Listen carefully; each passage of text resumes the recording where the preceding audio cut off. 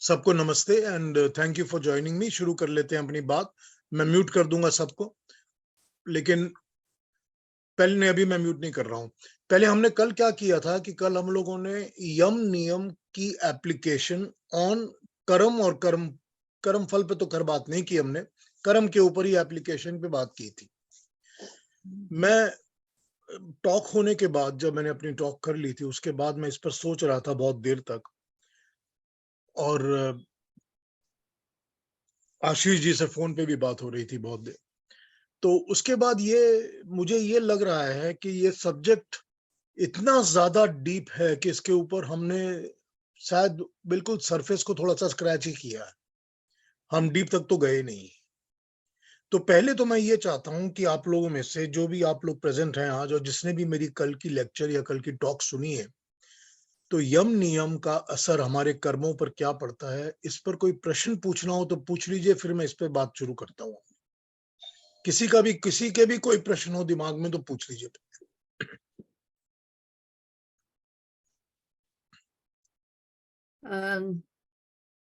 Piyush ji, sorry वो कल का अभी हम सुन नहीं पाए हैं, पर मैं सुनूंगी। अच्छा। मुझे पता नहीं कि क्या मतलब आपने सेशन में क्या डिस्कस हुआ था, तो मैं सुनूंगी उसको जरूर। पर मेरा एक ये प्रश्न है कि वो कहते हैं ना कि प्रायश्चित करने से उसके कर्म फल थोड़े कट जाते हैं, यदि पता लगे कि हाँ मैंने गलती कर ली। तुम आपस अपने मन में ही सोच रहे हो कि मुझे ऐसा नहीं कहना चाहिए था या नहीं करना चाहिए था, तो वो क्या कर्म फल उसका कुछ कम हो जाता? अच्छा, चलिए मैं थोड़ी देर में प्रायश्चित की बात करता हूँ। पहले हाँ अपने जी। उस टॉपिक पर पूछ लेते हैं, किसी को कुछ पूछना हो तो पहले मैं उस पर आ जाता हूँ। यम नियम का असर कर्मों पर, जो कल बात हुई थी। नमस्ते दादा, नमस्ते सभी को। सुनील जी नमस्ते, मैं तो आपका वेट कर रहा था। सॉरी, वो आज थोड़ा बिजी हो रखा हूँ। नहीं कोई बात नहीं, तो अब नहीं, आपसे शुरू कर रहा हूं मैं। आप ये बताइए पहले, जो कल मैंने यम और नियम की बात की थी ऑन कर्म, हाँ उसका जी, कोई आपके पास प्रश्न है? मैं क्लैरिफाई करूंगा। नहीं कल का तो हो गया था, उसके आगे वाले क्वेश्चंस आप आज ले सकते ठीक है, आगे वाले में ले लूंगा आज। अब हैं। हाँ जी, पहली बात यह है कि जो अभी युक्ता जी ने पूछा, उस पर डिस्कस कर लेते हैं कि प्रायश्चित का क्या है। देखिए, प्रायश्चित करने से कोई कर्मफल कटेगा नहीं। कर्मफल जो है वो बिना अपना फल दिए कर्म नहीं कटता। जब कर्म बिना फल दिए नहीं कटता, तो प्रायश्चित आप जो मर्जी कर लीजिए, प्रायश्चित के साथ कर्म नहीं कटेगा। प्रायश्चित से क्या होता है कि प्रायश्चित से मन में कर्म फल को भुगतने की तैयारी तैयार हो जाती है, टॉलरेंस आ जाती है कि हाँ मैंने गलत काम किया है, तो मैंने गलत काम किया है, तो मुझको गलत काम का गलत तो फल मिलना ही है। उसके लिए मन, बॉडी, शरीर सब तैयार हो जाता है। तो फिर क्या होता है कि रेजिस्टेंस नहीं करता इंसान, उसके अगेंस्ट में नहीं, उसके दिल में आती बात कि मैं रेजिस्ट करूं, फाइट करूं, वो नहीं आती। दूसरी बात प्रायश्चित से ये होती है कि वो इंसान वो कर्म या वो गलत चीज दोबारा नहीं करता। तो जब दोबारा नहीं करता तो ऑब्वियसली उसका वो मिट जाता है कि मैं इसे, ये आदत जो है मेरे अंदर पड़ी हुई है, मैंने हटा दी अपनी। तो ये दो चीजें प्रायश्चित से निश्चित तरीके से होती है। एक तो ये होता है कि कर्म फल को भुगतने के लिए मनुष्य के अंदर निर्मलता आ जाती है, निर्मल हो जाता है, सॉफ्टनेस, कि मैं इस चीज को टॉलरेट कर सकता हूँ। मुझे पता है मैंने गलती की थी, मैंने पता है मैंने चोरी की है, मुझको तो 6 महीने की जेल होने वाली है, वो मुझे पता चल गया है। अब मैं उसको बड़े आराम से अंदर जाके हैप्पीली भुगत लूंगा। उसके लिए मैं रोज लड़ाई नहीं करूंगा, जेल से रोज भागने की कोशिश नहीं करूंगा, वो सब चीजें हो जाएंगी मेरे अंदर। और मैंने ये सोच लिया कि क्योंकि मैं प्रायश्चित कर रहा हूं, अब दोबारा ये काम कभी नहीं करूं। ठीक है ना? ये होता है प्रायश्चित का असर। कर्म का कोई फल बिना भुगते तो कटता ही नहीं है, कोई फल बिना भुगते नहीं कटता। ठीक है ना? तो ये बात तो क्लैरिफाई हो गई है। अब कल जो हमने बातें की थी यम नियम और कर्मों पर, जैसा मैंने आपको शुरू में कहा कि वो इतनी ज्यादा डीप है, इतनी ज्यादा डीप है कि हमने तो शायद उसको बिल्कुल एक सरफेस पर स्क्रैच ही किया है। अगर आप हर एक यम और हर एक नियम पर सोचें और ये सोचें कि मेरे कर्म इसके हिसाब से कैसे हो रहे हैं, कि मैं कितना अपने अंदर संतोष, मन वाणी और कर्म के अंदर लेकर आया हूं जो मैं कर्मों में कर रहा हूं, मेरे में कितना संतोष है, how much am I satisfied, how much am I not greedy and not trying to grab more, how much am I happy with whatever the God, whatever my parents, whatever my education has given me. सोच के देखिए एक बार। हम सब के मन में ये चीजें घूमती रहती हैं, हम सब के दिमाग में ये घूमता रहता है, हम सब के अंदर ये चलता रहता है, कभी इधर भटकते हैं, कभी उधर भटकते हैं, कभी उधर, कभी कहीं। ये तो एक, हमने तो 10 यम और 5 नियम की बात की है ना। मैंने तो एक ही पर अभी बात की आपसे, संतोष होगी सबसे शायद इजी है, क्योंकि मैं कह सकता हूं कि मैं संतोषी मनुष्य हूं, मुझे उतनी ज्यादा भूख नहीं है, लालच नहीं। लेकिन फिर जैसे ही बाकी चीजें आ जाएंगी कि ईश्वर प्रणिधान की बात करिए, कि परमात्मा कितना रहता है हमारे मन में, हमारी वाणी में, हमारी कर्मों में। बहुत डिफिकल्ट सब्जेक्ट है, बहुत डिफिकल्ट सब्जेक्ट है। और इस डिफिकल्ट सब्जेक्ट के साथ ही ये समझना पड़ेगा, ये समझना पड़ेगा। अब मैं नेक्स्ट क्वेश्चन पे आ जाता हूं जो सुनील जी ने अपना डाला था। उन्होंने 2 और प्रश्न डाले हुए हैं, वो दोनों प्रश्नों को आज डील करते हैं। और उसके बाद मैं अगर हो सका तो 18 चैप्टर को पढ़ूंगा जैसे मैंने आपको बताया है। तो सुनील जी का question, start thinking today where you want to be born in next birth based on karmfal and burning desire। ठीक है ना, इस पर मैं बात करूंगा। और संगत पे कर्म का प्रभाव और स्पृहा और अस्पृहा, इन पे बात कर लेते हैं सब पर।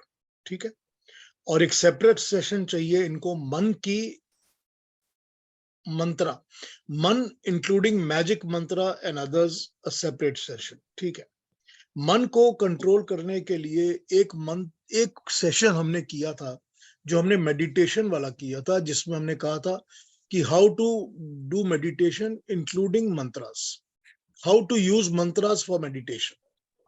वो 2 दिन मैंने किया था, 2 मंत्रों को यूज किया था मैंने, जो कि पब्लिकली बहुत ज्यादा अवेलेबल मंत्र हैं, कि कैसे उन मंत्रों को रिसाइट करके उनके ऊपर कॉन्सेंट्रेट मेडिटेट करके मेडिटेशन इंसान कर सकता है। तो अगर आपको वो एक्सेसिबल हो, मेरे उसमें पुरानी चैट्स में चले जाइए। तो मंत्रास विद मेडिटेशन को सुन लीजिए, 2 टॉक्स हैं सैटरडे संडे की, it you will gain from there. उसमें से भी फिर कोई बात होगी तो मैं कर लूंगा। आइए अब आगे बात करते हैं। पहले मैं स्पृहा और अस्पृहा को समझा देता हूं। स्पृहा का मतलब होता है मोह, अटैचमेंट, लेकिन वो सिर्फ अटैचमेंट नहीं होती। स्पृहा का मतलब होता है हर एक वो चीज जो मैं के साथ जुड़ी है। मैं, मेरा नाम, मेरे बच्चे, मेरा परिवार, मेरी प्रॉपर्टीज, मेरे पैसे, मेरा सम्मान, सब चीजें जो स्पृहा, मेरा सुख, मेरा शरीर, मैं के साथ जो जो जुड़ा है, वो सब कुछ स्पृहा के अंदर आ जाता है।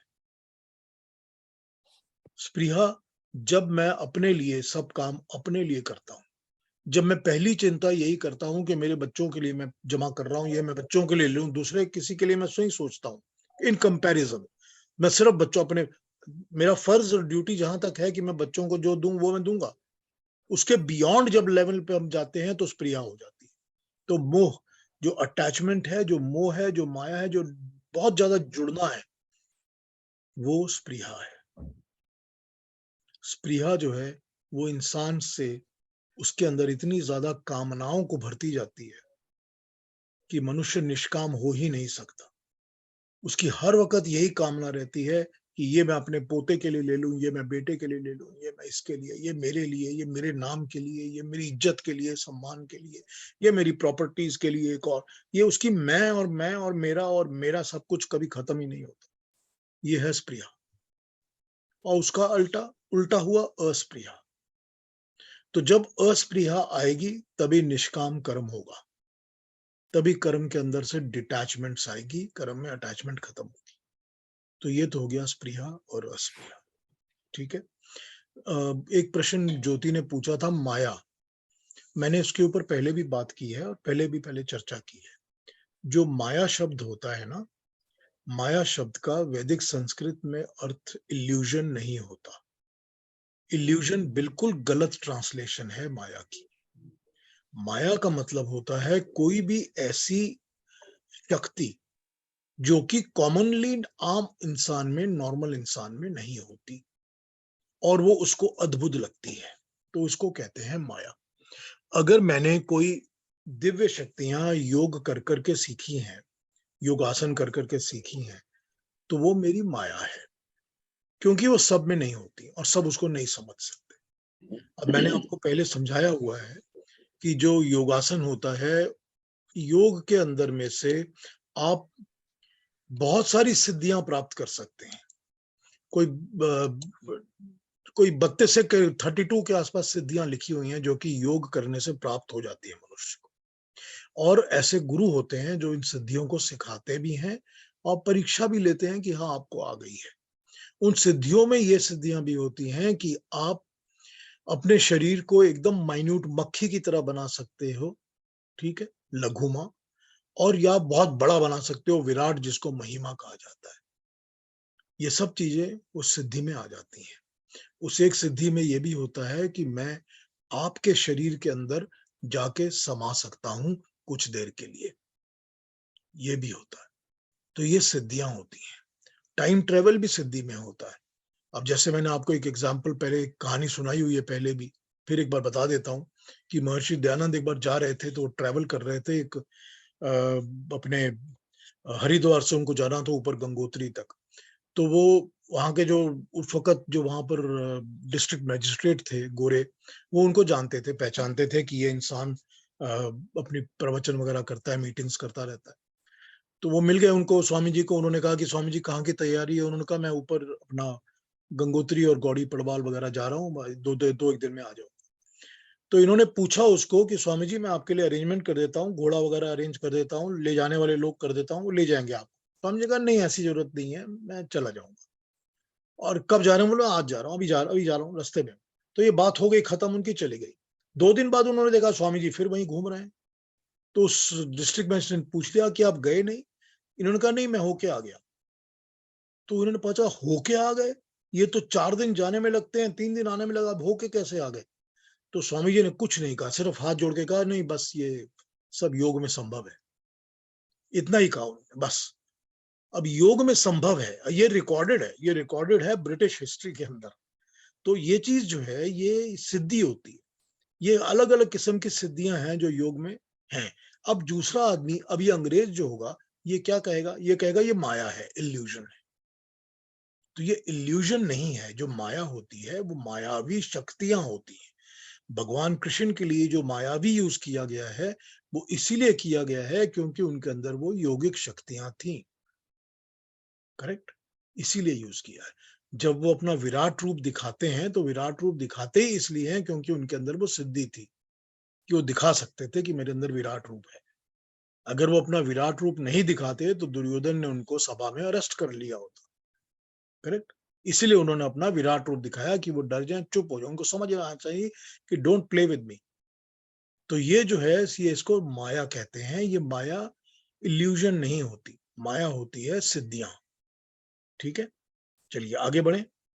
तो स्पृहा और अस्पृहा को मैंने एक्सप्लेन किया है, और अब मैं इस पर तो आता हूँ कर्म। हाँ उनको बोलो। पीयूष मायापति क्यों बोला जाता है फिर? जिसके अंदर शक्ति हो,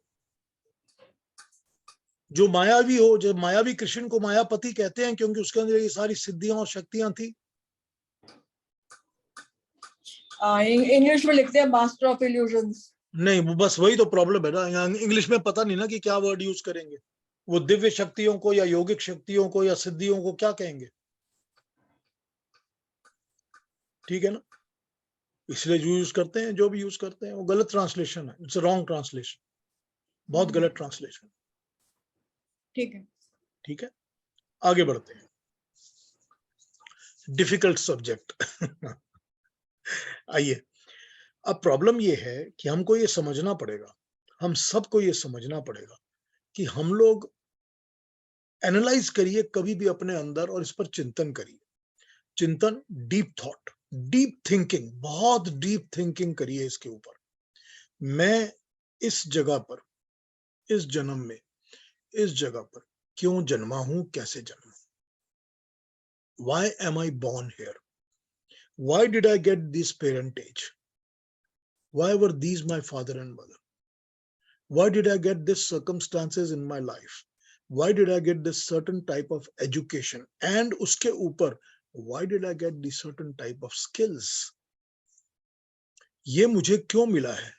मुझे मेरे अंदर संगीत को, म्यूजिक को समझने की जो क्षमता है वो क्यों मिली है? मेरे अंदर कंप्यूटर साइंसेस की समझने की इतनी इंटेलिजेंस, मेरे अंदर मार्केटिंग की जीनियस क्यों मिली है? इस चीज को समझिए, इस चीज को समझिए। जैसे इसके अंदर आप डेल्व करेंगे ना, और योग दर्शन में तो इसके बहुत डिटेल में समझाया गया है, उस पर भी मैं आता हूं थोड़ी देर में।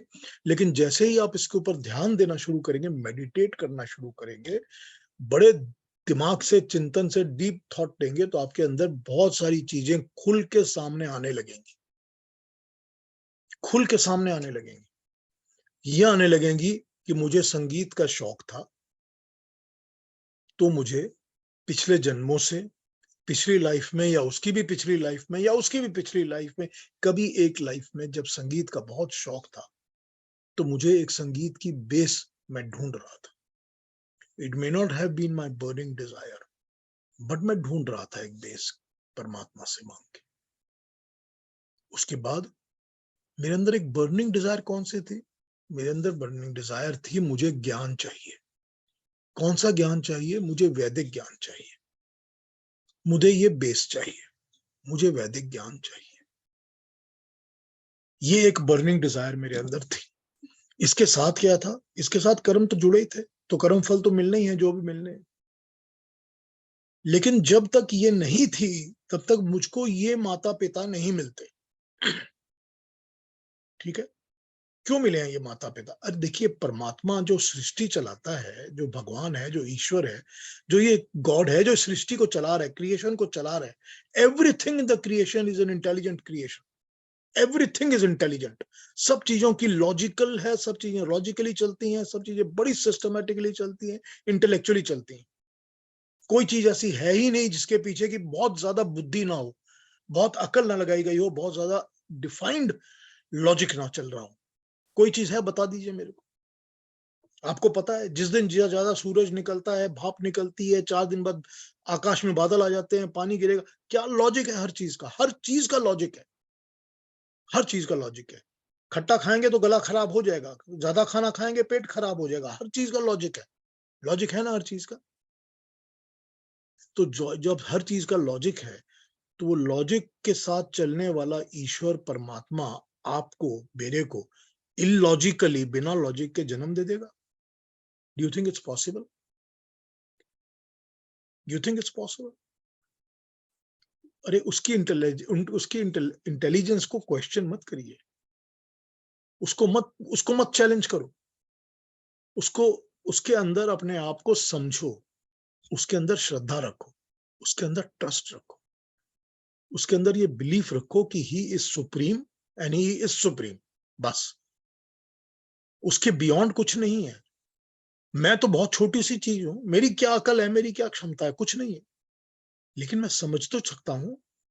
तो उसकी जो नेचर को, उसकी जो क्रिएशन को जब हम समझना शुरू करते हैं, मैंने आपको कहा था ना, आज तक साइंटिस्ट को ये नहीं पता चला है कि कितने टाइप के दुनिया में पत्ते हैं। ठीक? बॉटनी और बोटानिकल चीजें जो पढ़ते लिखते हैं, जो किताबें छापते हैं, आप लाइब्रेरीज में चले जाइए, आपको किताबों पर किताबें मिल जाएंगी, बुक शेल्फ्स भरे हुए होंगे, जो कि बॉटनी के पत्तों की बातें डिस्क्रिप्शन देते हैं। अभी भी साइंटिस्ट को नहीं पता है, वो हर साल उनको 25, 30, 50 किस्म के नए पत्ते दिख जाते हैं, जो उन्होंने कभी देखे ही नहीं पहले। पत्ते ही नहीं पता, अभी तो पता नहीं कितनी चीजें और है जो पता ही नहीं है साइंटिस्ट को। ठीक है ना? कितनी 400 या कितनी 4000 या कितनी उन्होंने हमारी तरह की गैलेक्सीज ढूंढ ली, कि जैसे हमारी अर्थ है, हमारा सन है, हमारा प्लैनेट है, हमारी गैलेक्सी चल रही है, इतनी 400 या 4000 या कितनी और चल रही है ऐसे। इतनी इंटेलिजेंट क्रिएशन है इसलिए, इतनी ज्यादा इंटेलिजेंट क्रिएशन है। इस इंटेलिजेंट क्रिएशन में मेरे को क्या जन्म इसलिए दे दिया क्योंकि एक स्ट्रोक चल रहा था, या यूं ही फ्लूक चल रहा था? ये तो नहीं हो सकता ना, नहीं हो सकता ना। उस पर श्रद्धा रखो, उस पर विश्वास रखो। तो जरूरी बात है, मुझे तो ये पता है कि जो मैंने कर्म किए हैं उसका कर्म फल मुझे मिलता है। मुझे पता है कि कई कर्मों को मैं एक्सप्लेन कर ही नहीं सकता कि मुझे कर्म फल क्यों मिल रहे हैं, लेकिन ये मुझे पता है कि इसका मतलब है कि मैंने कुछ पिछले जन्मों में किया होगा, उसका मैं पे बैक अभी कर रहा हूं। पे बैक तभी होता है जब उसकी प्रॉपर अपॉर्चुनिटी राइज होती है। एक मैं बहुत एग्जाम्पल यूज किया करता हूं, मैं आज फिर बोलता हूं इस बात को। सपोज करिए कि 2-3 भाई हैं, और 3 भाई बहुत ही अच्छी, बहुत ही well deserved, educated, well polished, अच्छी सोसाइटी में रहने वाली फैमिली में जन्मते हैं। तीनों भाइयों को बढ़िया एजुकेशन मिल जाती है, तीनों अच्छे कॉलेजेस में जाते हैं, अच्छे प्रोफेशन ज्वाइन कर लेते हैं। करेक्ट। एक भाई को उसमें से एक दिन अपॉर्चुनिटी मिलती है और वो गलत चोरी का काम कर लेता है, गलत काम कर लेता है। ना उसके माँ बाप ने सिखाया, ना उसकी एजुकेशन ने सिखाया, बस वो अपॉर्चुनिटी अराइज होती है। और वो लक्षण संस्कार कहते हैं जिसको, या पिछले जन्म की इन्फ्लिक्शंस, अटैचमेंट्स जो उसके अंदर बैठी हुई हैं, पिछले कौन से जन्म की ये नहीं पता, लेकिन वो बैठी हुई है और वो कब पनप के बाहर निकलती है और उसको फोर्स करती है उस इंसान को कि ये गलत काम कर ले, ये तेरे को मौका मिल रहा है, गलत काम कर ले।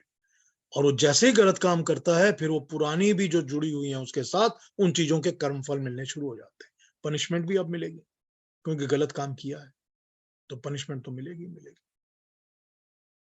वो पनिशमेंट पुराने की भी मिलेगी, नए की भी मिलेगी, सब अटैच हो जाएंगे। कोई उसके पास ये नहीं था, रीजन नहीं था कि करेगा, अगर करती है। हम सब देखते हैं आम जिंदगी में, बिल्कुल रेगुलरली हम चीजों को देखते हैं, बहुत रेगुलरली इन चीजों को हम देखते हैं कि ये होती हैं। यही होती है अपॉर्चुनिटी। कब मिलती है वो चीज पता नहीं चलता हमको। तो कर्म फल तो है ही।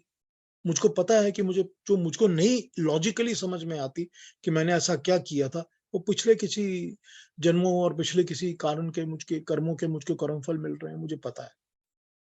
लेकिन मुझे ये पता है कि अगर मुझे ये माँ बाप मिले थे तो किसी रीजन से, किसी कारण से मिले थे। हो सकता है मेरे माँ बाप का भी एक कर्म फल है कि उनको एक ऐसा बेटा मिलेगा जो जल्दी ही कनाडा चला जाएगा, उनके साथ नहीं रहेगा, ये भी हो सकता है कि उनका कर्म फल है। लेकिन ये कहीं ना कहीं पर कॉम्बिनेशन ऑफ कर्मों के और फलों के, आत्माओं के आपस में बैठ जाते हैं और बस वो हो जाता है। तो मुझे ये पता था कि मुझे एक ऐसे माँ बाप चाहिए जिसमें से मुझको वैदिक ट्रेनिंग बचपन से मिलनी शुरू हो जानी चाहिए। और ये बड़ी अजीब बात है, देखिए मैं आपको बताता हूँ ऑनेस्टली, बहुत अजीब बात है। अजीब बात ये है कि ये सच है कि बचपन से ही संध्या हवन वगैरह करना आ गया, मंत्र पाठ आ गया, मंत्र सारे आ गए, ये सब आ गया। बचपन से ही कुछ ऐसे जगहों पे जाने की अपॉर्चुनिटीज मिल गई जहाँ लेक्चर्स सुनते थे, टॉक सुनते थे, अच्छा लगता था, वो भी आ गया। करेक्ट। माँ बाप के घर में ये सारी चीजें हो गई। माँ बाप के घर में मेरी माँ के पास बहुत बड़ी लाइब्रेरी थी पुस्तकों की, जो कि बहुत ही ज्यादा डीप नॉलेज की किताबें थी, सारी वैदिक लिटरेचर की। आप बिलीव नहीं करेंगे इस बात को कि मैंने उस लाइब्रेरी में से कभी कुछ नहीं पढ़ा, कभी कुछ नहीं पढ़ा। पूरे इंटरेस्ट, बर्निंग डिजायर, सब कुछ होने के बावजूद, क्योंकि जब तक मैं मैच्योर हुआ और मैंने इन चीजों को, सीरियस चीजों को, पहले मैं सारा लिटरेचर पढ़ता था, स्टोरीज पढ़ता था, सब कुछ पढ़ता था, लेकिन जैसे ही मैंने इसको छोड़ के सीरियस स्टडीज शुरू की, तब तक मैं बाहर निकल चुका था घर से और मैं बैंगलोर में रहना शुरू हो गया था और मेरी शादी हो चुकी थी। तो मम्मी की लाइब्रेरी से मैंने कभी कुछ नहीं उठाया। और उसके बाद वहां से मेरी कुछ किताबें जमा होनी शुरू हुई और फिर मैं कनाडा आ गया। और कनाडा में आके मैंने सारी अपनी लाइब्रेरी अपने आप ही तैयार की है, अपने आप ही किताबें ली है। हाँ, मेरी माँ ने विजिट किया था 2004 में और बहुत ज्यादा ब्लेसिंग्स दी थी, अरे बड़ी अच्छी लाइब्रेरी है, तूने ये भी खरीद लिया, ये भी खरीद लिया, ये बहुत अच्छा किया, ये तो मेरे पास थी, मुझसे मांग लेता, मुझे क्या पता आपके पास क्या था, मुझे पता ही नहीं था। देखिए, ये होते हैं कर्म और कर्म फल। मेरे अंदर डिजायर तो थी कि मैं ऐसी फैमिली में जन्मूं जहां पर मुझको ये बैकग्राउंड मिले। कैसा बैकग्राउंड मिले कि मुझको वैदिक नॉलेज की ट्रेनिंग होनी चाहिए, लेकिन मेरा ये कर्म और कर्म फल मेरा नहीं था कि मैं वो इनहेरिट कर सकूंगा। ये नहीं था। और ये जरूरी नहीं है कि जो भी इनहेरिट करेगा वो उसको यूज भी करेगा ये कोई जरूरी नहीं है, ठीक है ना। देखिए ये सारी चीजें, ये सारी की सारी चीजें आपको एनालाइज करनी पड़ेंगी। अपनी जिंदगी को लीजिए, अपनी जिंदगी में आपके साथ जो अटैच्ड लोग हैं उनको समझिए, आपके साथ जो चीजें हो रही हैं, जो होता है, उनको समझिए। शांत मन से बैठकर, बिल्कुल ठंडे दिमाग के साथ बैठकर उन पर मेडिटेट करिए, एक एक इवेंट के ऊपर मेडिटेट करिए, अपने माता के ऊपर, अपने पिताजी के ऊपर, उनके चरित्र के ऊपर, उनकी जो टिपिकल कैरेक्टरिस्टिक्स हैं उसके ऊपर मेडिटेट करिए, उस पर सोचिए। एक दिन सोचिए, 10 मिनट सोचिए, अगले दिन फिर 10 मिनट सोचिए, फिर तीसरे दिन आधा घंटा सोचिए। थोड़े दिनों के अंदर ये सारी चीजें आपके सामने खुलने लग जाएंगी। They will start opening up as if, अरे how simple to understand, मैं आज तक समझा ही नहीं था, इस तरह समझ में आएगी आपको ये बात। यही मैं कहता हूं, यही कहता हूं। कहां जाना है उसके लिए एक डिजायर दिल में होनी चाहिए, और ऐसा नहीं है कि लास्ट मोमेंट की डिजायर पूरी होंगी, वो डिजायर्स होनी चाहिए, रहनी चाहिए। अब आप मुझे पूछेंगे, मेरी सबसे पहली डिजायर होती है कि परमात्मा मुझे जन्म ही नहीं लेना दोबारा, मुझे इस चक्कर से बाहर निकाल दो। लेकिन अगर मेरे कर्म और कर्मफल बाकी हैं तो मुझे जन्म लेना ही पड़ेगा, लेना ही पड़ेगा। I have no option. मैं कहानी सुनाता, एक भगवान कृष्ण कहते हैं गीता में, भगवान कृष्ण कहते हैं कि मेरा नाम जो लेते हैं उनको मैं अपना लेता हूं, लेकिन बहुत ज्यादातर इंसान, मिलियंस के अंदर एक इंसान ऐसा होता है जो मेरा नाम लेता रहता है। ज्यादातर इंसान तो ऐसे होते हैं जिनको मेरा नाम लेने का टाइम ही नहीं मिलता। वो कहते हैं हमारे पास टाइम ही नहीं है, और आखिर के समय जब वो सोचते हैं मुझे नाम लेना चाहिए तो ले ही नहीं पाते, क्योंकि उनको नाम लेने की आदत नहीं होती। मैंने कहा हुआ है ना, पहले सुना हुआ है आप लोगों ने, मैंने एक आपको कहानी भी सुनाई हुई है ना, कोटद्वार वाली कहानी, आप सबको याद होगी शायद। ये तो मेरी आंखों देखी चीज है, मैं कभी जिंदगी में भूल ही नहीं सकता। एक बार फिर सुना देता हूँ कहानी, शायद कुछ लोगों ने नहीं सुनी हो, फिर सुना देता हूँ। मैं कोटद्वार गया हुआ था, वो एक योगीराज जैन थे, उन्होंने एक वहां पर आश्रम खोला हुआ है, तो मैं उनके आश्रम को विजिट कर रहा था। तो वहां गए हुए थे, तो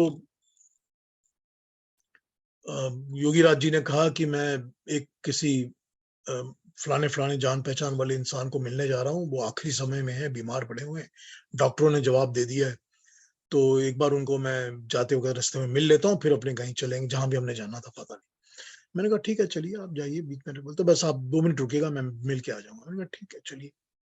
अब हुआ यूं कि वो जहां रुके गाड़ी में, गाड़ी से जहां रुके, वहां उसके सामने एक कॉपर या इस किस्म की चीजों की मार्केट थी। तो मेरी प्रीति ने कहा, मेरी वाइफ ने कहा कि मैं जरा यहाँ दुकानों में देख रही हूँ।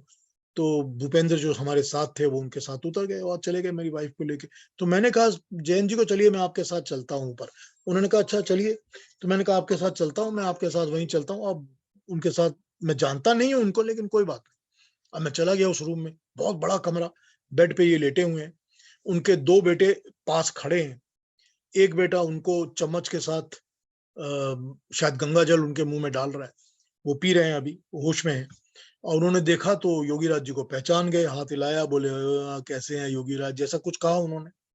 तो योगीराज जी उनके पास गए, उनके पास जाके उनको कहा, जो भी उनका नाम था, मुझे नाम नहीं याद उनका, उनको पास जाके कहा ओम बोलिए, ओम। मुझे एक बात बताइए, आप लोग इतने लोग इस मीटिंग में बैठे हैं, ओम शब्द बोलना कितना मुश्किल है? Is it difficult? कितने आराम से हम सब बोलते हैं ना ओम। बट आप बिलीव नहीं करेंगे, उस मनुष्य के मुंह से ओम नहीं निकला। 10 मिनट तक योगीराज जी पास खड़े खड़े ओम बोलिए, ओम ओम करते रहे, और वो इंसान करता रहा, उसके मुंह से ओम नहीं निकला। उसके मुंह से ओम नहीं निकला। मैं बिलीव नहीं कर सकता हूं सर, मैंने जो अपनी आंखों से देखा है, कि कोई इंसान ओम कैसे नहीं बोल सकता, और वो भी अपनी हिंदू बैकग्राउंड का इंसान। खैर हम लोग आ गए बाहर, 10 मिनट वहां थे, हम लोग बोल बाल के बाहर आ गए। मैंने तब योगीराज जी को पूछा कि ये कैसे हो सकता है कि कोई ओम नहीं बोल सकता? तो हंसने लगे योगीराज जी, कहते यही बात है, क्योंकि सारी जिंदगी नहीं बोला तो अब लास्ट मिनट में निकलता ही नहीं है मुंह से। ये होती हैं बातें जो हमारे अंदर डिजायर होते हैं ना, क्योंकि उसके अंदर उस वक्त क्या डिजायर थी, क्या डिजायर थी हमने तो पूछा नहीं उसके अंदर क्या डिजायर थी, उसने बताई भी नहीं और हमको पता भी नहीं। मगर क्या डिजायर थी उसके अंदर? दुनियादारी की डिजायर थी कि अगली बार इससे बड़ा मकान हो, या इससे अच्छे पैसे हो, या 4 बेटे हो, या जो भी है, ये सब जो भी सांसारिक अर्थी डिजायर्स जो हैं वो डिजायर्स होंगी उसके दिमाग में। या आमतौर पे लोग बिना डिजायर के मर जाते हैं, क्योंकि वो सोचते भी नहीं कि डिजायर करूं। या सारी जिंदगी जो डिजायर करते रहते हैं वही करते रहते हैं, मगर लास्ट मोमेंट में कुछ आता नहीं दिमाग में। तो ये चीज जो है ना, यही चीज भगवान गीता में भी भगवान कृष्ण यही चीज कहते हैं एग्जैक्टली। और ये मेरी आंखों देखी बात है, मैं कभी जिंदगी में नहीं भूल सकता इस चीज को। आपके अंदर क्या है जो आप चाहते हो, आपको समझनी पड़ेगी ये बात। हम परमात्मा को दयालु और न्यायकारी कहते हैं, हम ईश्वर को दयालु और न्यायकारी कहते हैं। ये उसके गुण हैं, ठीक है, ये उसकी एट्रीब्यूट्स हैं कि वो दयालु भी है, वो न्यायकारी भी है।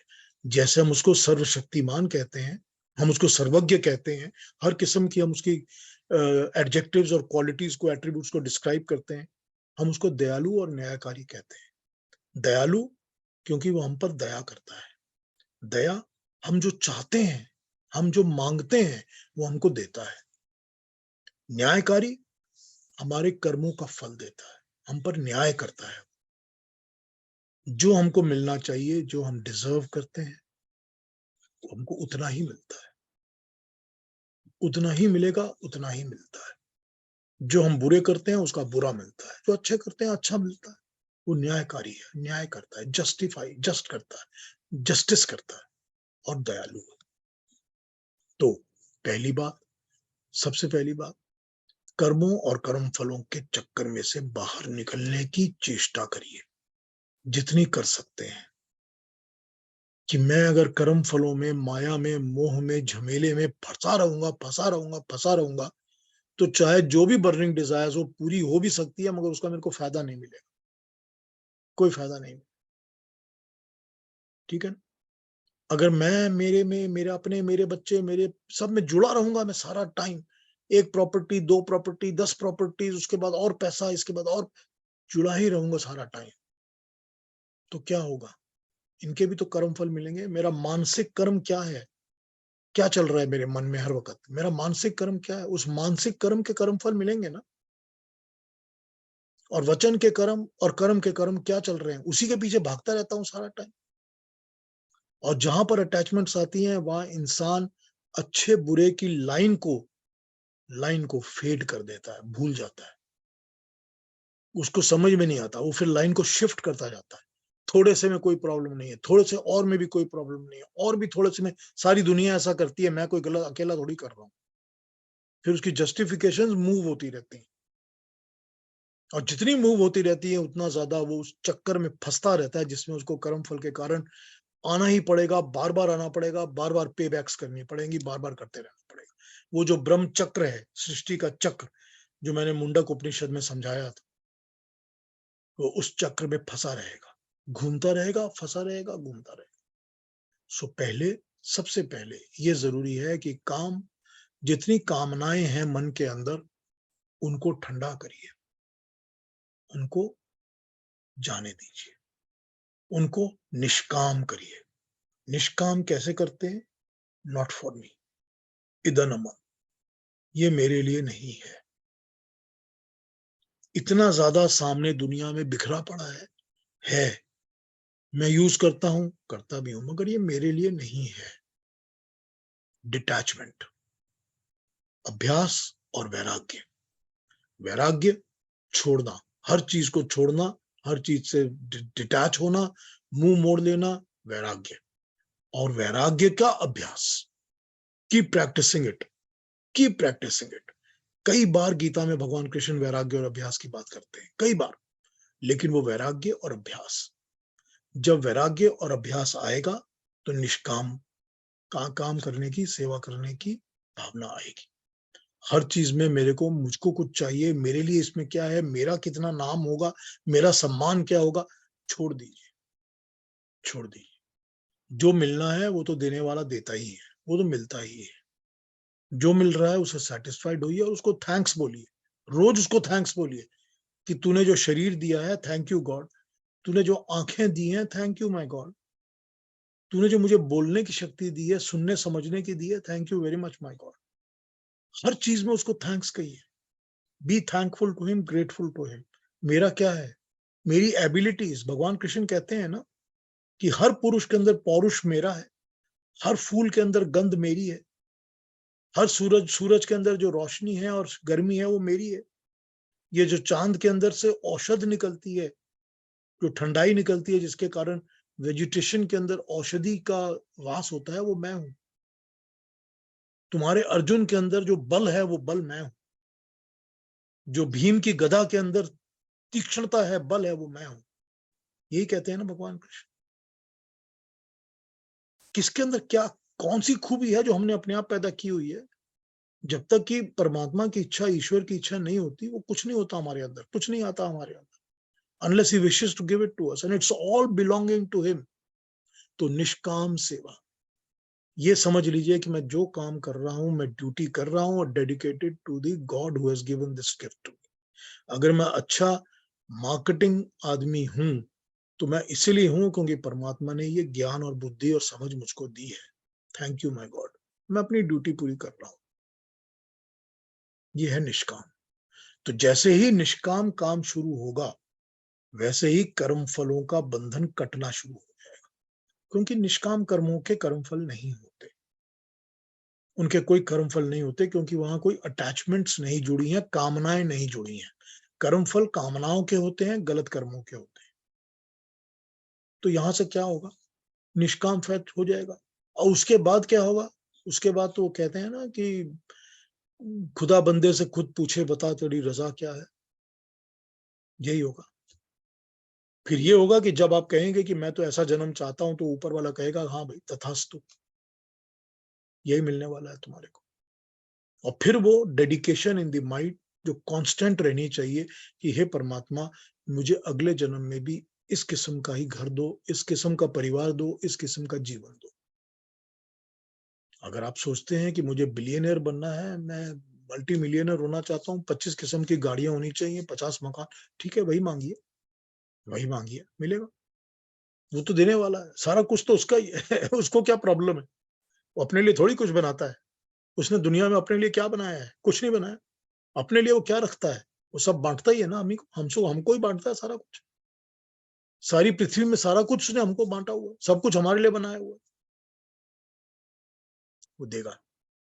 तो ये मैंने आपसे कहा था, अपने कर्मों को, कर्म फलों को, जब तक कर्म फल कंट्रोल नहीं होंगे कर्म के द्वारा, तब तक बर्निंग डिजायर्स दिमाग में नहीं आएंगी। जब तक बर्निंग डिजायर्स उस तरह की अच्छी नहीं आएंगी, शुरू नहीं होंगी, वो पैटर्न सेट नहीं होगा, बनेगा नहीं। उसको बनने में टाइम लगता है और उसको बनने में प्रैक्टिस लगती है। ठीक है। तो स्पृहा और अस्पृहा पे बात हुई, माया पे बात हुई, और हमने अपने अगले जन्म को कैसे कंट्रोल करना है इस पर बात हुई। एक बार फिर वही बात बताता हूं जो आपको मैंने पहले कहानी सुनाई हुई अपनी बुआ के बारे में। मेरी बुआ थी, नंबर 2 बुआ, नंबर 2 बुआ थी। और वो अपने बहुत बहुत ही सेवादार बुआ थी, बहुत ही गुरुकुल कांगड़ी, गुरुकुल का देहरादून की पढ़ी हुई स्नातक थी। सारे मंत्रों को, वैदिक सिस्टम को करती थी, प्रचार करती थी, सब कुछ करती थी। तो वो जब अखीरले समय में अपना लेटी हुई थी, उनको पता था मृत्यु होने वाली है, she was on her death bed. तो कोई 2-3 महीने, 4 महीने उसी तरह बेड पे लेटी रही, और she was mostly coming in and out of her senses. तो एक दिन मैं अपनी माँ के साथ उनको मिलने गया, तो मेरी माँ उनके पास गई और वो कोमा में थी। उनकी बेटी डॉक्टर है, तो उन्होंने, डॉक्टर ने कहा कि नहीं ये सेंसेस में नहीं है, पर आप जा सकते हैं अंदर। तो हम चले गए अंदर, तो मेरी माँ ने उनका हाथ अपने हाथ में ले लिया और आस्ते आस्ते बुलाने लग गई, बहन जी कैसी हैं आप, बहन जी मैं आई हूँ, बहन जी कैसी हैं आप, बोलती रही थोड़ी देर तक। 10-15 मिनट उनके हाथ की मसाज करती रही। थोड़ी देर बाद उन्होंने आंखें खोली, मेरी बुआ ने आंखें खोली। She came back and she looked at my mother for probably 1 minute or something. और फिर उन्होंने मेरी माँ को पहचान लिया और पहचान कर उन्होंने कहा सुनीति। तो मेरी माँ ने कहा हाँ बहन जी मैं आपकी हाल पूछने आई हूँ। तो ये बुआ जी कहती हैं कि मेरे पास आके मुझे बुलाया मत करो, मुझे जहां जाना है मैं वहां पहुंच चुकी हूं ऑलरेडी, जहां मुझे जाना है मैं वहां पहुंच चुकी हूं, मुझे ये बार बार बुला के यहाँ पर वापस मत बुलाया करो, मुझे तंग मत करो। ये मेरी बुआ जी के वर्ड्स हैं, मैं नहीं भूलता, I remember it. This is what she said. क्या मतलब है इसका? इसका मतलब है उन्हें पता चल चुका था कि वो किस जन्म में कहाँ लाइफ में कहाँ जाने वाली है। अब शरीर छोड़ने की देर है ना, शरीर तब छूटेगा जब छूटेगा, मगर तब तक तो वो वहां पर ऑलरेडी अपना मन में दिमाग, उनका आत्मा, उनकी सोच सब वहां पर ऑलरेडी समझ चुकी है कहाँ जाने वाली। मुश्किल नहीं है, जो आंखें दिखी चीजें है ना, अगर किसी और इंसान के साथ है तो मेरे और आपके साथ भी हो सकता है ना, कोई मुश्किल नहीं है। मुश्किल यही है कि हम अपने मन को, अपनी बुद्धि को इसके लिए कैसे ट्रेन करते हैं, इसको हम प्रैक्टिस में अपनी लाइफ में कैसे लेकर आते हैं, यही मुश्किल है बस। When you overcome this hurdle, then it becomes easy for you. Easy to understand कि मैं निष्काम कर्म कैसे करूं, कि मैं गलत कर्म को कैसे छोड़ूं, और उसके बाद मैं किस किस्म की डिजायर अपने दिमाग में रखूं, अपने मन में रखूं, ताकि मुझको ये डिजायर मिले और मुझको अगला जन्म इसी तरह का मिले। जन्म तो मुझ में आप में ऐसे तो कोई साधु पुरुष है नहीं बहुत बड़े महात्मा के जो कि जिनको मोक्ष मिल जाएगा, मुझे तो मिलने वाला है नहीं, मुझे पता है। तो ऐसा तो है नहीं कि मोक्ष मिल जाएगा और दोबारा जन्म ही नहीं लेना पड़ेगा, ऐसा तो होगा नहीं, जन्म तो लेना ही होगा। एक बात और बताता हूं आपको, जब आप इस लेवल पर आ जाएंगे कि आप निष्काम करेंगे कर्म को भी, अंदर को भी डेल्व करेंगे, सोचना भी शुरू करेंगे, अपने जन्म के बारे में सोचना शुरू करेंगे, अपनी लाइफ के, अपने माता पिता के बारे में, परिस्थितियों के बारे में, कर्म फलों के बारे में, जो कर्म फल आप जस्टिफाई नहीं कर सकते उनके बारे में सोचना शुरू करेंगे, और फिर सोचेंगे अपने जीवन संगिनी, जीवन साथी के बारे में, उस पर मेडिटेट करेंगे। तो एक ऐसी स्टेज आएगी कि आपको ये भी समझ में आ जाएगा कि परमात्मा आपको ये पूछेंगे कि तेरे को अगली लाइफ में कैसा पार्टनर चाहिए, लाइफ पार्टनर कैसा चाहिए। वो दयालु परमात्मा, वो भी दे देगा आपको, वो भी दे देगा आपको। आप 150-500 आदमियों, औरतों के बीच में से चक्कर मार मार के ढूंढ लीजिए, आहा ये मेरे दिमाग में ऐसा वाला था, मुझे ऐसा वाला चाहिए। अरे वो दयालु परमात्मा है, इतना भी पूछ लेगा आपको। प्रैक्टिस करिए। अब मैं तो आपको बोल रहा हूँ बातें, आप सोच रहे हैं हवा में उड़ रही हैं सारी की सारी बातें, ये क्या हो सकता है? These are like stories. Yes, they are stories. You can listen to them as stories today. But once you start delving into it and practicing it and thinking deeply into it, they will start opening up in front of you. They will start opening up in front of you, one after the other, one after the other. ठीक है, प्रश्न पूछिए आप। Any questions, any doubts? If it is not clarified, if it is not clear, पूछ लीजिए फिर भी कुछ। अगर बहुत टफ बोला हो मैंने तो भी पूछ लीजिए। ये सुनील पीयूष जी, जी। आपने जैसे नहीं, एक सुनील story पहले सुनाई अभी। सुनील जी का क्वेश्चन था, पहले सुनील जी से पूछते हैं। ओके, बोलिए थोड़ा सुनील। इससे आई डू बिलीव, मतलब वो आपके वाला पूरा पक्का बिलीव नहीं है, बट आई डू बिलीव कि ऐसा कुछ जरूर होता होगा, तो उस पे डाउट नहीं है। बट मैं अभी जब आपने बोला सोचने की कोशिश, आई वाज जस्ट थिंकिंग कि लाइक अबाउट सम इंसिडेंट्स और some where are close, very close people hurt and without you doing anything, or at least even with whatever mature level of thinking or thinking with others also, you can't understand where was your fault in this, but still people come and hurt you. So वो पिछले कर्म है या क्या है, वो वही होगा। उनके भी कर्म है, आपके भी कर्म है, सब कुछ है। और उसका एक दूसरा पहलू भी है कि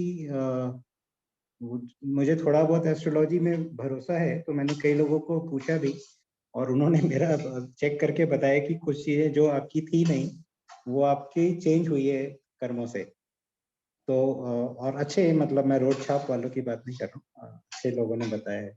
तो वो भी होता है कि जो आप लेके आए थे, you change that also with in this life. ठीक है, नहीं, मैं पूछ रहा हूँ, इट्स अ क्वेश्चन, होता है ऐसा या नहीं हो सकता है ना, ये तो मैं नहीं बता सकता आपको कि आपकी लाइफ में क्या हुआ है, मगर आपको अपनी लाइफ का तो पता होगा कि मुझे क्या मिलना था, क्या नहीं मिला, और what am I aspiring for and what I am deserving and what I am getting. ये तो आपको पता है कि मुझे क्या मिल रहा है, ये तो पता ही है आपको। और उसमें आपने कितना एस्पायर किया था, कितना आपको उसमें से अचीव हो गया, ये तो आपको पता है ना। नहीं, वो मेरा तो जो एस्पायर होता है उसके आगे निकल के दूसरी एस्पिरेशन आके उसके आगे हाँ निकल तो के, ठीक है, वो भी होता ही है ना, एस्पिरेशंस तो इंसान की बढ़ती रहती हैं, कामनाएं तो इसको ही कहते हैं तो ना। वही उसी के लिए बोलते हैं कि शायद हम कई बार छोटा मांग लेते हैं और भगवान उससे ज्यादा हाँ, देने के लिए तैयार होता बिल्कुल बिल्कुल दे देता है है। भगवान ज्यादा, बिकॉज कर्म फल में ज्यादा लिखा हुआ है। हम टिप मांगते हैं, हमको पूरा मिल जाता है, बिकॉज हमने कर्म फल, हमारा वही डिजर्विंग है हमारा, बिल्कुल मिलता है वही आई हैव इसमें। Experience that both positive side and negative side at extreme levels and few times. So yeah.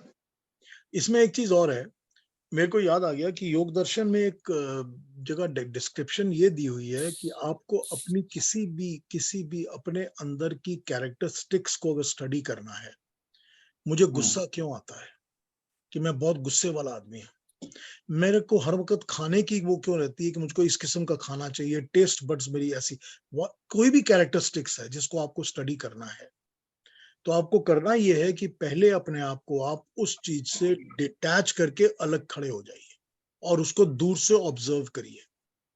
समझ लीजिए कि मैं एक हेलीकॉप्टर में बैठ गया हूँ, मैं Third हेलीकॉप्टर में person. बैठ गया हूँ और नीचे क्या हो रहा है मुझे नहीं पता, मैं देख तो सकता हूँ बट मैं इन्वॉल्व नहीं हो सकता। अब डिटैच होके ऊपर से उसको ऑब्जर्व करिए कि ये देखिए मैं खड़ा हूं और मुझको गुस्सा आ रहा है, और उसको ऑब्जर्व करके उसके ऊपर सोचने की चेष्टा करिए कि गुस्सा क्यों आ रहा है, कैसे आ रहा है, क्यों आता है मेरे को, किस चीज से आता है। जब आप इस चीज को रेगुलरली करेंगे तो आप डीपली उस रूट तक चले जाएंगे जहां से वो शुरू हुई है, कि ये मेरे अंदर जो है कई जन्मों से ये संस्कार पड़ा हुआ है कि मैं गुस्सैला इंसान बन गया हूं, गुस्सा आता ही रहता है मेरे को। अब ऑप्शन मिल जाएगा कि ये संस्कार को मैं काट देना चाहता हूं, I don't want this to be in my life any more, you can get rid of it, this is the way. ये है एक्सप्लेनेशन जो कि योग दर्शन देता है कि कैसे करना है। तो कर्म फल, अपने सारे संस्कार, इन सब चीजों पे काम करिए। Once you meditate on it you will be able to do everything. जी इंदिरा जी पूछिए। ऋषि जी, आपने अभी समझाया वो तो बहुत अच्छा समझ में आ गया, और मुझे अनुभव भी हुआ है कभी कभी छोटे मोटे रूप में से कि ये क्यों व्यक्ति मिल गया है, क्यों मिला है, उससे क्या लेना देना था, उससे क्या है, ये सब मैंने बहुत बार सोचा है। पर मुझे एक बात समझ में नहीं आती, जब मैंने आपको शुरू से पूछा था प्रायश्चित का मतलब क्या, तो एक इसमें ये टीवी में आया था, मैंने देखा था, सीता ने कहा कि मेरे मन में संदेह आया जब सीता वन में थी, लव कुश का जन्म हो गया था, तो किसी ने आके बोला कि ये युद्ध ये होने वाला है, हवन, तो मथुरा की राजकुमारी से राम का विवाह होने वाला है। तो सीता ने जाके गुरुजी से बोला कि मेरे को ये संदेह क्यों आया कि ये होने वाला है, उसके लिए मैं क्या करूं। तो उन्होंने फिर प्रायश्चित करवाया होम हवन करके। नहीं तो क्वेश्चन क्या है, अभी प्रायश्चित पर बात की थी थोड़ी देर पहले। हाँ, तो ये प्रायश्चित कैसे हो सकता है, आप बोलते नहीं होता है। नहीं प्रायश्चित तो होता है, लेकिन प्रायश्चित के साथ कर्म फल नहीं कटता। प्रायश्चित तो हो ही सकता है, मैंने गलत काम किया है उसके लिए मैं एक्सक्यूज ले रहा हूँ, माफी मांग रहा हूँ, जो भी कर रहा हूँ, हाँ। लेकिन प्रायश्चित तो कर ही सकता है ना इंसान। सबसे बड़ा प्रायश्चित तो ये होता है कि जब मैं किसी के साथ गलत करता हूं तो उससे जाके माफी मांगू, सॉरी बोलना और अपोलोजाइज करना तो प्रायश्चित होता है ना। कहीं पर कोई गलत काम हो गया, किसी और डिपार्टमेंट में हो गया, तो आप जाके अपनी माफी मांगिए, गलती को एक्सेप्ट करिए, एक्सेप्ट करिए। हाँ। गलती एक्सेप्ट करना नंबर 1 है। नंबर 1 है कि मैंने गलत काम किया है या गलत बात बोली है, और फिर जिसके साथ किया है या घटाया है उसको बोलो, उससे माफी मांगो, ये प्रायश्चित है। और फिर मैं दोबारा कभी नहीं करूंगा, ये संकल्प होना चाहिए दिमाग के अंदर। तो ये सारा कुछ प्रायश्चित है। ठीक है, हाँ जी, ठीक है। हाँ जी, कौन और पूछ रहे थे क्वेश्चन? हाँ, प्रभा नहीं जी। पीयूष जी, मैं ये कह रही थी हाँ कि जी प्रभा जैसे जी, आपने कर्म की बताया, हाँ जी, एक ऐसे ही डॉक्टर थे हमारे परिचित, तो वो उन्होंने अपनी पूरी लाइफ टाइम निस्वार्थ जो है सेवा की, और बहुत लर्नेड डॉक्टर थे, लेकिन एंड जो था उनका बहुत ही दर्दनाक था, कि हाँ। उनकी मौत जो है बहुत दर्दनाक थी।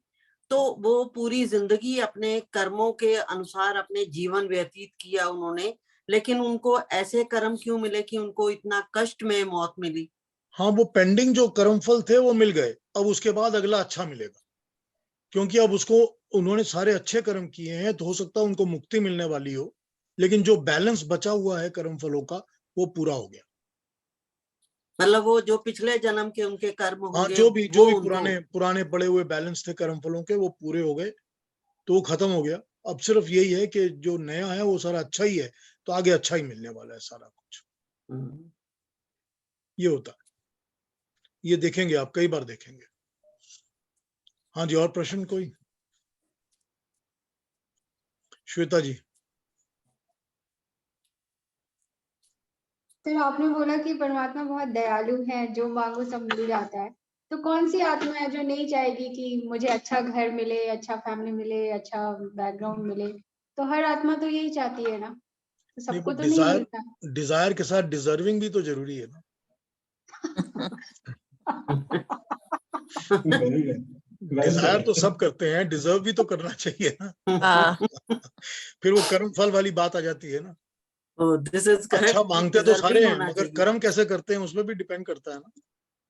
मन के हाँ, कर्म कैसे होते हैं, शरीर के कर्म कैसे होते हैं, वाणी के कर्म कैसे होते हैं, वो भी सब डिपेंड करता है। तो वेरी गुड। डिजायर तो करते रहो, पर डिजर्व भी तो करना है ना। Desire and deserving, very good. या यस। और ये सर पीयूष पिछले जी। जन्म का हाँ carry बोलिए, नहीं over श्वेता क्यों जी आप होता पहले है? बोलिए, सॉरी। ये कैरी ओवर का क्यों रखा है परमात्मा ने? एक जन्म का, एक तो पिछले जन्मों का कुछ याद नहीं रहता है, तो समझ में नहीं आता ना कि किसको किस जन्म का मिल रहा है। नहीं कैरी ओवर देखिए, रखना ही नहीं चाहिए था। हमको पता चलता है कि हमको कौन से कर्मों ने हमने इस जन्म में किए हैं जिसके हमको कर्म इस फल में मिल गए हैं, ये हमको पता चलता है। ठीक है ना, कि हमने ये कर्म किया था अपनी लाइफ में, उसके हमको कर्म फल मिल रहे हैं। लेकिन कई कर्म फलों की अपॉर्चुनिटीज हमको इस जन्म में नहीं मिलती, या उस आत्माओं को जिनको हम ओ करते हैं उनका संग या साथ हमको इस जन्म में नहीं मिलता। ठीक है, वो 4 जन्मों, 5 जन्मों, 7 जन्मों बाद मिलेगा। वो इंसान, वो आत्मा फिर से मिल जाएगी जो हमको ओ करती है या हम उसको ओ करते हैं, फिर वो अपॉर्चुनिटी जन्म पैदा हो जाएगी, फिर वो कर्म फल देना होगा। ठीक है ना। सो ये अपॉर्चुनिटी कब मौका मिलेगा, कौन से कर्मफल का कब मौका मिलेगा, ये उसके ऊपर डिपेंड करता है, इसलिए वो पेंडिंग चलता रहता है। इसीलिए अगर निष्काम कर्म शुरू करते हैं ताकि कर्मफल कट जाए सारे, हो ही ना, तो आगे भी कुछ नहीं होगा, सब कुछ हट चुका होगा। ठीक है ना। और आपने एक और अच्छी बात बताई कि कंटेंटमेंट होना चाहिए, संतोष होना चाहिए। तो अगर आदमी के पास जितना है उतने में ही खुशी है, तो फिर वो सब लोग फिर अपना एक्सेल तो नहीं करेंगे ना। ठीक है, मेरे पास जितना है मैं उतने नहीं नहीं नहीं, एक्सेल करना आपका फर्ज है, आपका धर्म है, ये आपकी ड्यूटी है कि जो आप काम करते हैं उसमें आप अपनी बेटरमेंट कॉन्स्टेंटली करते रहें। आप कल से आज अच्छा होना चाहिए और भी अच्छा होना चाहिए, लेकिन वो लोभ के लिए नहीं होना चाहिए। वो इसलिए होना चाहिए ताकि मैं इस चीज का ज्ञान और अच्छा प्राप्त करूं, मैं इसका स्किल और अच्छा प्राप्त करूं, लोभ के लिए नहीं होना चाहिए। देखिए एक क्वेश्चन पूछा जाता है भगवान कृष्ण से कि अगर मैं मोक्ष प्राप्त करना चाहता हूं तो वो भी तो एक कामना है ना, वो भी तो डिजायर है ना। करेक्ट। तो फिर वहां एक लाइन ड्रॉ कर देते हैं भगवान कृष्ण और कहते हैं कि ठीक है, डिजायर तो है, पर उस लेवल तक उसकी डिजायर करना अच्छा है, बुरा नहीं। So that is one desire that he justifies and says कि हाँ वो परमात्मा की कामना शुभ कामना है, वो करनी चाहिए. That is the only one he says is okay. बाकी सारी कामनाएं हैं, बाकी छोड़ दो, बाकी सारी इच्छाएं, सारी सब लोभ लालच सारा कुछ छोड़ दो. ठीक है ना? बहुत बहुत धन्यवाद गुरुजी. अच्छा पीयूष, अरे, नमस्ते. thank you. धन्यवाद, हमें भी जाना है. नमस्ते आपको बहन जी. नमस्ते. ओके. नमस्ते. हाँ जी इंदिरा जी, आप कुछ पूछ रही थी. हाँ, मैं पूछ रही थी कि यदि ऐसा है कि मैं सोचती हूँ कि भी पूर्व जन्म के कर्म अभी बाकी है देने, चुकाने के कर्ज है तो देने का है वापस, फिर पूरा हो जाता है और जो पूरा जो हो दे जाने दिया के वो पूरा हो, जो दे दिया वो पूरा वो हो गया. पूरा हो गया ना. हाँ, बस इसलिए वो दोबारा नहीं होने वाला वो फिर से. अच्छा अच्छा, ठीक है. तुम कुछ बोल रही थी ज्योति? नहीं, मैं पूछती कितने जन्मों का हिसाब करते हैं भगवान? भगवान भगवान के लिए नंबर ऑफ जन्मों से कोई फर्क नहीं पड़ता. वो इस संसार को, सृष्टि को चला रहा है. अगर उसने 4,320,000,000 ईयर्स चलाते रहना है तो तुम्हारे 60, 70, 100 ईयर्स से उसको क्या आना जाना है, लेना देना है? कुछ भी नहीं लेना देना है. और मेरी और तुम्हारी जिंदगी 60, 70, 100 साल की हो सकती है. कीड़े मकोड़ों की, पंछियों की, जानवरों की जिंदगी किसी की 2 दिन, किसी की 10 दिन, किसी की 50 दिन, वो भी तो जिंदगी है ना. उनको भी तो लाइफ मिल रही है, डेथ मिल रही है. ये लाइफ टाइम स्पेस का कॉन्सेप्ट नहीं होता है ना उधर. ना, उसको उनको टाइम स्पेस का कोई कॉन्सेप्ट तो है ही नहीं. टाइम स्पेस को बनाने वाले भी तो वही है ना. हाँ, वही टाइम और स्पेस को भी तो वही बनाने वाला है ना. टाइम स्पेस हमको होता है. हाँ, हमको तो, हमारे लिए है ना ये कॉन्सेप्ट. हाँ, उनके पास तो ये कॉन्सेप्ट है नहीं. तो ऑनगोइंग है सारा. बिल्कुल. कोई और प्रश्न किसी का? कोई और क्वेश्चंस? जी निशिकांत जी, पूछिए, क्या पूछना आपने? कि पिछले जन्म का तो हमें मालूम नहीं है, इतना इसका फल मिलता ही होगा, लेकिन इसी जन्म का बुरा कर्म का भी फल हमें इसी जन्म में भी मिलता है, लेकिन हमारा नजरिया नहीं है. जैसे हम कहते हैं ना कि भगवान की लाठी में आवाज नहीं होती है, तो हम समझ नहीं पाते कि ये हम उसका बुरा किया तो हमने किसी का चाटा मारा तो हमको चाटा पड़ेगा. ये उसका रूल नहीं है, उसका रूल अलग है. किसी और तरीके से भी हमें सफर करना पड़ता है. बिल्कुल बिल्कुल बिल्कुल. कि हमने ये बुरा किया है इसीलिए हमें हमारा ये काम बुरा हुआ. बिल्कुल ठीक बात है. लेकिन कभी कभी मानो आदमी एनालाइज करके समझ जाता है कि मेरे का इस काम का ये असर बुरा मेरे को मिल रहा है, तो इस जन्म का तो जस्टिफाई होकर समझ आ जाता है. पिछले जन्मों का समझ में आता नहीं है, इसलिए उसको यही रखना पड़ता है कि ये किसी जन्म के बुरे कर्म है जो मुझको मिल रहा है फल. नित्यानंद जी, क्या पूछ रहे हैं आप, बताइए. मेरे को पूछना था कि दूसरा जो जन्म मिलता है फिर क्यों मनुष्य को मनुष्य ही मिलेगा या दूसरा कोई प्राणी में मिलेगा? ये कर्म फलों पर है ना. कर्म और कर्म फल है ना. ये जो कर्म फल है वो मनुष्य को जाति यानी कि कौन सी योनि में जन्म मिलेगा, 1, 2 आयु, कितनी लंबी आयु मिलेगी, और तीसरा भोग, कैसे भोग मिलेंगे, क्या पाओगे क्या नहीं पाओगे, किस्मत कैसी होगी नहीं होगी, ये चीज डिसाइड हो जाती है. तो ये सब कुछ कर्म फलों पर ही डिसाइड होता है, कर्म पर ही डिसाइड होता है. हाँ जी. हाँ केतु जी, पूछिए. नमस्ते पीयूष जी. नमस्ते. मैं काफ़ी बार सोचता हूँ कि कई बार हम लोग यहाँ पर जहाँ हम लोग रहते हैं, जो कि बेंगलोर से कुछ दूर है, it's sort of A farming area है और विलेज है. तो जब कई बार जैसे हम लोगों ने कोई गाड़ी लेते हैं तो वहाँ के किसी से भी फार्मर कहीं भी रोकते हैं तो कोई पूछता है ये गाड़ी कितने की है, तो या कभी पूछते हैं ये घर कितने का है. तो मैं झूठ बोलता हूँ, मैं असत्य बोलता हूँ, क्योंकि आपने जो बताया था पिछले सेशन में अस्त्य अहिंसा सत्य, तो मैं झूठ बोलता हूँ कि ये तो मेरे लड़कों का है या मेरे बहनों ने हमें ये गाड़ी दी है, क्योंकि मैं नहीं चाहता कि मैं उनको ये बोलूं कि ये भाई इतने लाख की गाड़ी है या इतने करोड़ का घर है, क्योंकि उससे वो दुखी हो जाते हैं और ये सोचने लगते हैं कि ये सब हम लोग तो अफोर्ड नहीं कर सकते, हम लोग तो कर्नाटका के हैं और इन लोग बाहर से आके बड़ी बड़ी गाड़ी ले लेते हैं, बड़ी बड़ी घर नहीं ले तो लेते हैं। केतु जी इसका एक इलाज ये है कि जो आप कहते हैं कि ये मेरे बेटे का है, उसको बेटे के नाम पे कर दीजिए, नहीं तो होता। झूठ जो है वो सच हो जाएगा। नहीं, तो झूठ जो है वो सच हो जाएगा। गाड़ी है, गाड़ी मैं कहता हूँ मेरी बहनों ने मिलके दी है, अब मैं एक गाड़ी को चारों बहनों में कैसे बांटूं? नहीं तो बोल दिया करिए बेच के उसके पैसे चारों में डिवाइड कर कंपनी की गाड़ी है ना, तो जिसमें काम करता हूँ उनकी गाड़ी है ना। मैं ये सोचता था कि अगर मैं असत्य बोलूं और उनको कुछ दुखी नहीं हो, नहीं देखिए तो मैं भी छुटकारा पा सकता हूँ उनसे, और वो भी। ये सत्य और असत्य के अंदर दूसरा दुखी होता है कि नहीं होता है, इसकी बात भूल जाइए,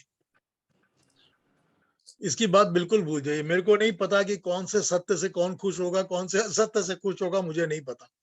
बेटे का बोलेंगे तो वो सोचेगा मेरे पास तो कोई बेटा है नहीं, इसके पास 2 बेटे हैं, उसने मकान लिख दिया उनके नाम पर, मेरा बेटा ही नहीं पैदा हुआ, फिर वो बिल्कुल दुखी होगा। तो फिर देखिए इसके दुनिया में कौन खुशी होगा कौन दुखी होगा, वो हमारे स्टैंडर्ड में, मेरे मॉरल्स के लिए उसकी कोई जगह नहीं। जिसको दुखी होना है हो जाओ भाई, जिसको खुश होना है हो जाओ, मुझे कोई लेना देना नहीं। मैं अपने जो मेरी कंफर्म्ड ग्राउंड है जिसपे मैं खड़ा हूं कि मैं सत्य को फॉलो करूंगा, I am not going to compromise because आप दुखी हो जाएंगे। Doesn't make any sense. अहिंसा नहीं हुआ वो। नहीं उसमें कोई हिंसा कुछ नहीं है उसमें। अहिंसा तब होगी जब आप उसको हर्ट करने के लिए कुछ बोल रहे हैं। जब आपके मन में ये इंटेंशन है कि मैं अपने मकान को 5 करोड़ बताऊं ताकि इसको दुख हो, तब अहिंसा होगी। जब तक आपके मन में वो फीलिंग नहीं है तब तक अहिंसा नहीं। ठीक है। ठीक है, चलिए, वैसा भी वो भी ठीक है, वो भी रास्ता ठीक है। कोई और प्रश्न आशीष जी को पूछेंगे आज?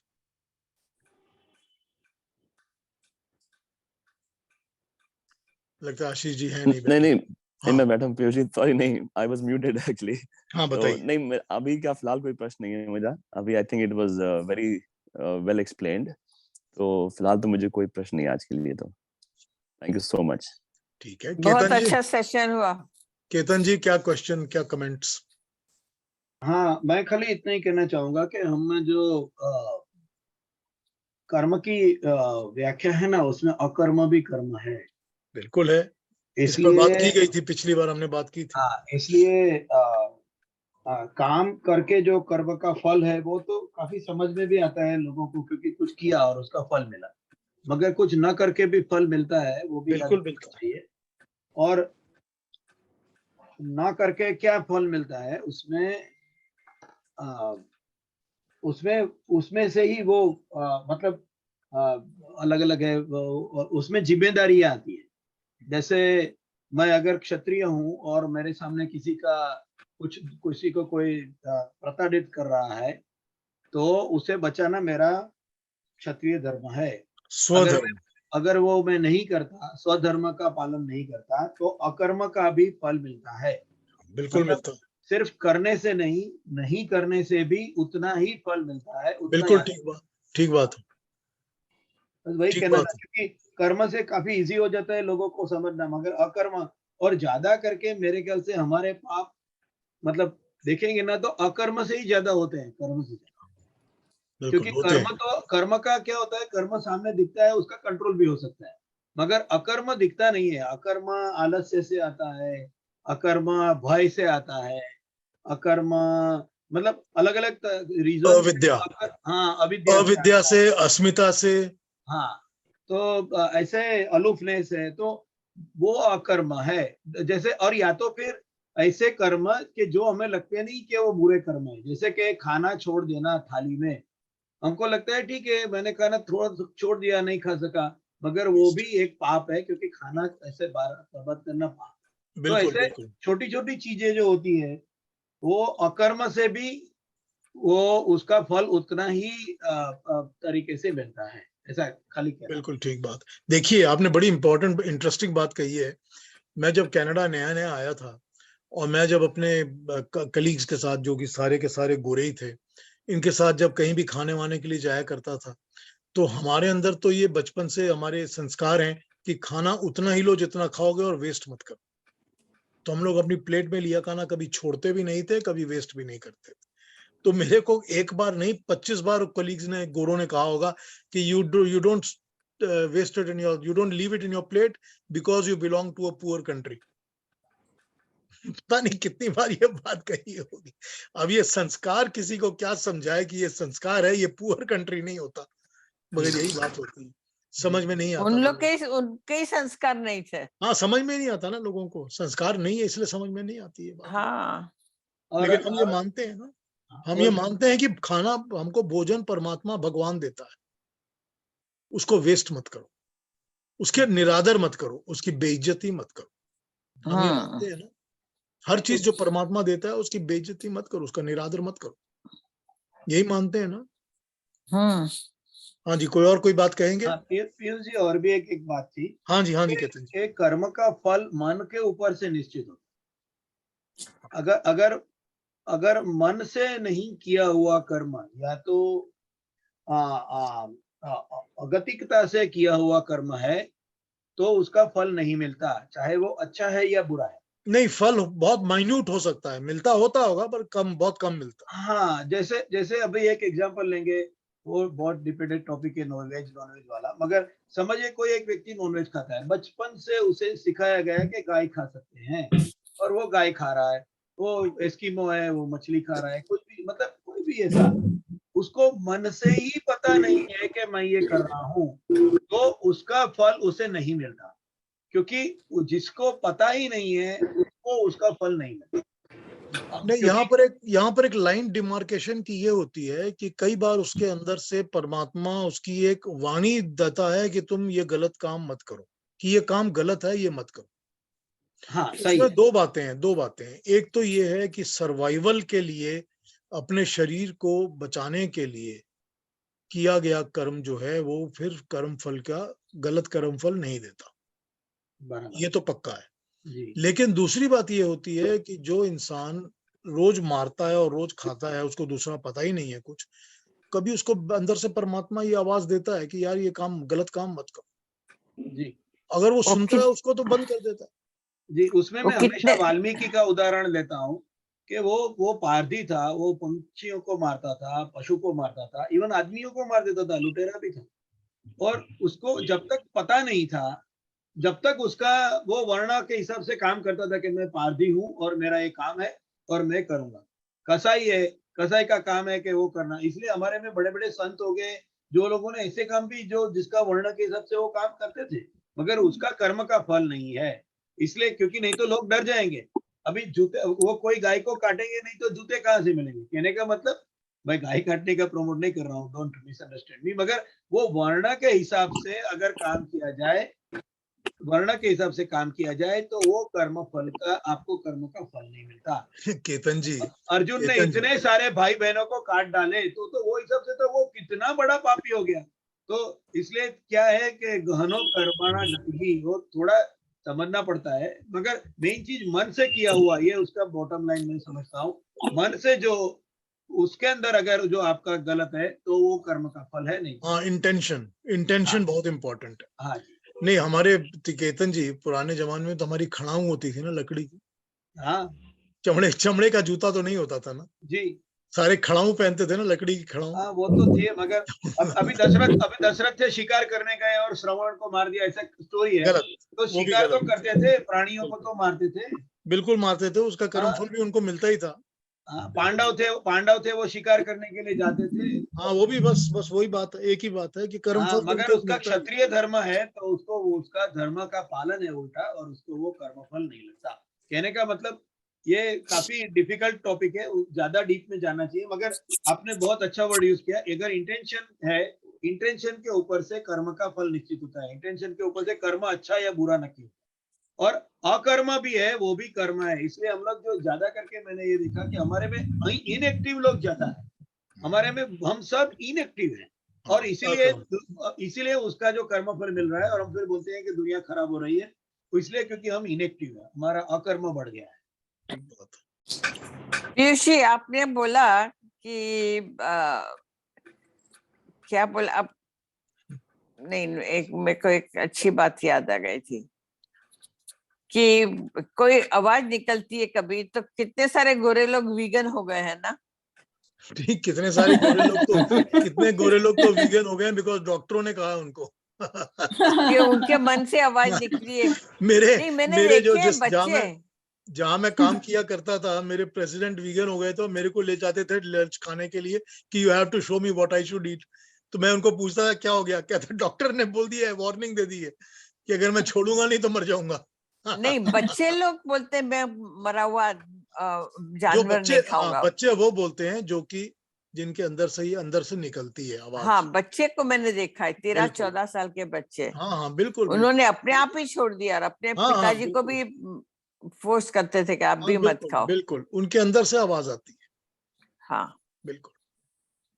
मुझे एक बात कहनी है कि वो केतन जी ने जो बोला है कि इंटेंशन की बात होती है, अकर्म की बात होती है, तो ऐसा होता है ना कि कई लोगों को नहीं मालूम पड़ता कि वो चोरी करते हैं। जैसे अब डाकू मान सिंह का ले लीजिए कि वो अमीरों को लूटता था और गरीबों को देता था, तो वो तो उसका तो ये काम ही नहीं था ना कि वो भगवान का काम करे कि वो अमीरों को लूट के गरीबों को देवे।